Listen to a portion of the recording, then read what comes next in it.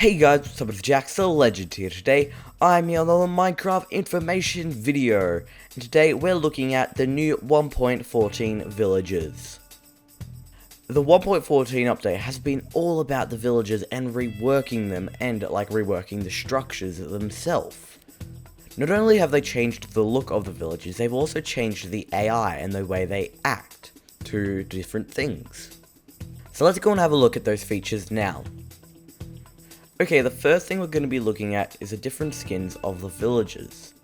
Depending on where they spawn, like what biome, say we're in a plains right now, if they spawn in a desert, they'll have a different skin to the ones you see behind me. And each different type of villager has a different skin, so you can easily tell which one is which. And they all have a block that assigns them to that skin. When a villager is either bred or spawned in using a spawn egg, they will be unemployed and they'll have a plain brown coat.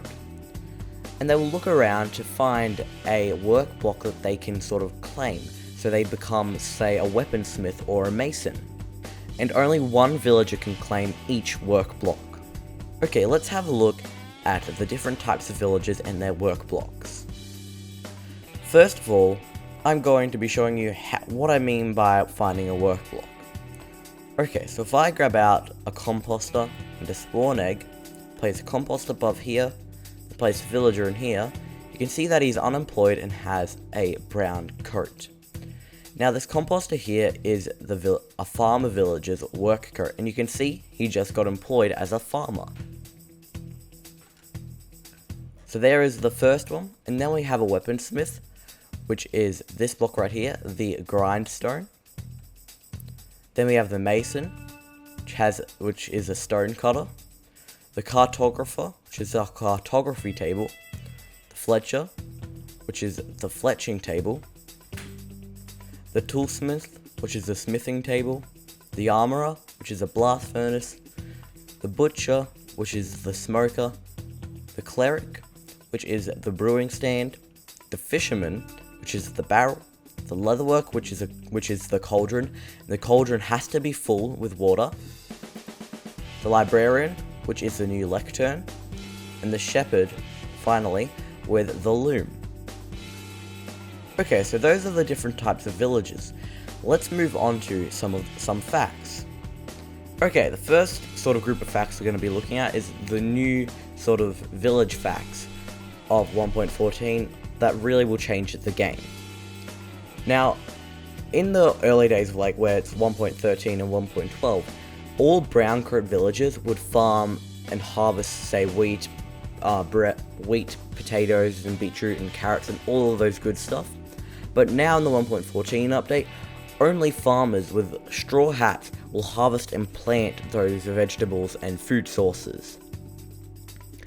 Villagers will also not try and share through glass. This means many potato and bread farms will not work in the latest update of 1.14.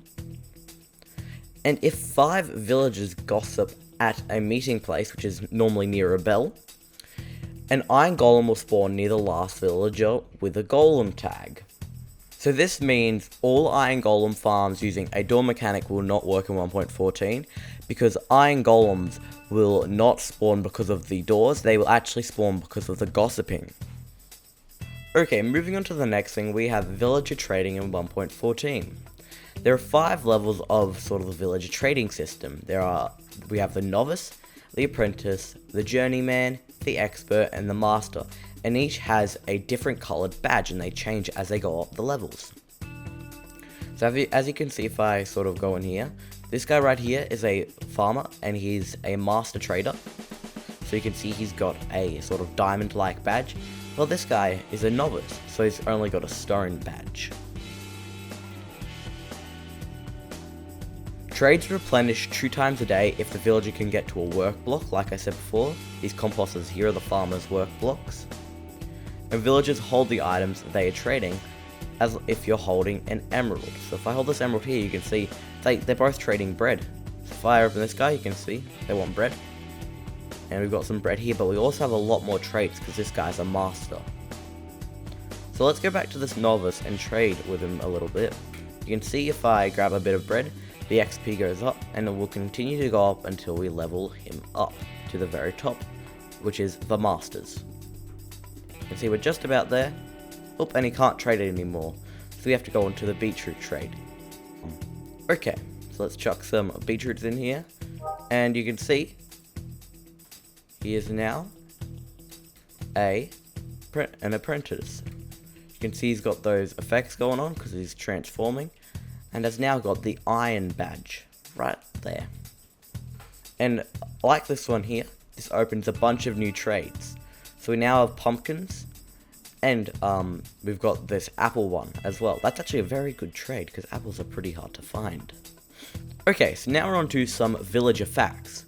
Villagers now have a schedule that they follow each day to the exact sort of time. They work and gather, they work at a certain time, then they gather, then they work, and then they go home and sleep. So when I say gathering, I mean they gather to gossip, like I was saying before. They might even spawn an iron golem this way. There is also a new banner that you can get from a master cartographer. And it's a world banner, and it kind of looks really cool. And I love the look of it. Now you can't actually craft this, you can only get the banner pattern from the cartographer, and you use this on the loom. The next fact we have is that you can only get jungle and swamp villages from a spawn egg, or by breeding them in that area. Now, this is because there are no villages in the jungle and swamp biome, but they have sort of made the different sort of skins for them in those areas. Okay, let's go and have a look at them now. I am now in a in a swamp next to a jungle. I've got some villager spawn eggs and some job blocks, some work blocks. So if I spawn in, say, 4 villagers, 1, 2, 3, 4, you can see these brown coats look completely different to the normal ones, but they are still just as useless. Now if I place these down, you can see they will claim each one. Here we've got a Fletcher, a farmer, and then we have a librarian, and this guy is now a toolsmith. So these guys have a funky sort of witch look with their coats, how they have the purple and the green leaves, which I really like, because it really sort of looks like the swamps. So now let's move on to the jungle one, which is right here.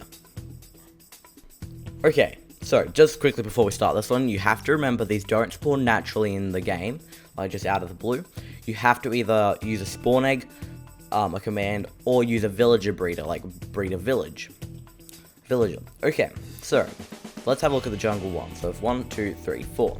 Now these guys have sort of like a Black Panther look if you've seen that movie. And if you add these here, you can see they'll get a hat and sometimes maybe something different on their coat. Like the librarian now has sort of this, what would you call it? Kind of like the caveman thing in the Flintstones. I'm not sure the exact name for that. And this guy right here now has this coat at the front because he is a toolsmith. So, one thing to remember is if you spawn, say, a villager in the jungle in a minecart, and then push him over, he will not change into a swamp villager or a, say, savannah villager or something like that. He won't change into a different type of villager. He'll still have this this sort of coat, which I guess it could be useful in builds if you want some sort of like a waiter that's in the set, like a certain sort of theme or vibe, or if you want a person. But then again, it could make it harder to get, say, a jungle villager because you have to breed them in the jungle. Wow, they look pretty cool. Okay, so now we're back from the the jungle. It's time to get on to the next village facts. If a player rings the bell in the village, villagers will go to the nearest house. And villagers' trade prices will change depending on player popularity, so whether you've done something good like save them from a raid, or whether you've done something bad like kill their iron golem or something like that. A novice villager can also change its profession, so it might go from a farmer to a leather worker. And this could be very annoying if you're making sort of a villager farm, a villager trading hall, and you just got it set up, and then suddenly one of your villagers change. And villagers will actually sleep in the beds and will heal overnight when they sleep. When I say actually sleep in the beds, I don't mean they'll just go and stand on top of it and it will become day. They'll actually go lie down in it like a normal player like me. Okay, before we go to the village to have a look at some other villager facts, let's go and go over to my test sort of area to show you the iron golem spawning. Over here in my village testing platform, you can see I've got a bunch of villagers here, and they are all crowded together in this box. I've also got a bell because this makes the villager gathering area so they can gossip. Oh, and spawn an iron golem. You just saw it right there. That was perfect timing. So this will definitely change the way the iron farms are built, and there are multiple people in looking into how they can build an iron farm using these mechanics. Now, I'll just quickly say that they don't all have to be fishermen. So as you can see, these guys are all fishermen here, and all down here. They don't all have to be fishermen. They can be unemployed, but I thought it would be nice if they were all fishermen. So now I am in the village, and it's time to show you a few of the mechanics. So the first mechanic I'm going to show you is the gathering. So if I do /time set 8999, because they gathered around 9,000, and then press enter, you can see they will all start to wander towards the gathering point, which is the bell. And there are quite a few coming out of their houses and going away from their jobs to come and gather and gossip about. I'm not sure what villagers would gossip about actually. And you can see they're actually starting to chat and looking at each other. Okay, so there are now quite a lot of them. But this is where, like, while they're chatting here, where they will either raise their prices or decide whether they need to spawn a golem or not. But they probably won't spawn another one because they've got one over there in the sort of the trees. Okay, so the next thing we're going to be looking at is the bell.